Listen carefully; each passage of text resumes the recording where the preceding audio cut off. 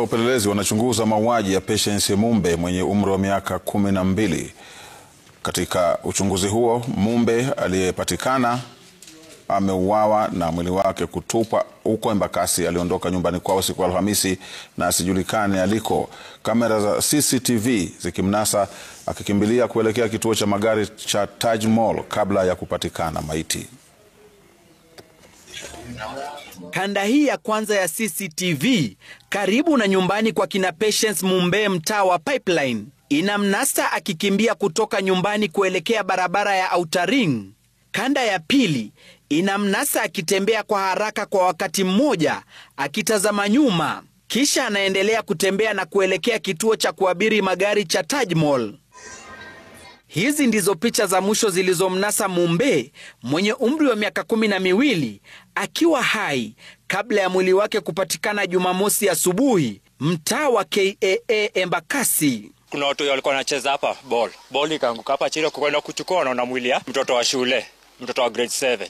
Sasa wakasoma wochi, sisi tukapata ripoti, tukakuja hapa haraka, nikaangalia mwili, sura sio tukujua kama ni waemba ama si waemba, nikakimbia station. Alikuwa amefungwa miguu hapa hivi kwa tumbo, tena mikono na nyuma. Tupate justice ya msichana because sisi kama wazazi tunaogopa pia juu hii ni shule, this is a primary school na wasichana wetu wanakuja hapa.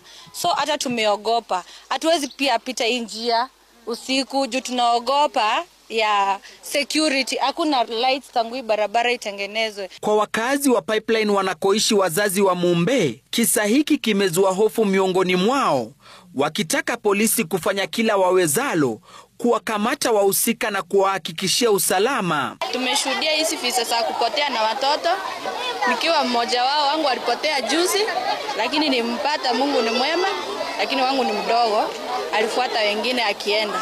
Hiyo kitu inabado yaangaliwa sana, na maneno ya hiyo raping kuangalia ni wenye wanafanya hiyo mambo washukuliwa hatua. Polisi Embakasi wamedhibitisha kupokea ripoti 4 ya visa vya kutoweka kwa watoto kwa kipindi cha mwezi mmoja sasa.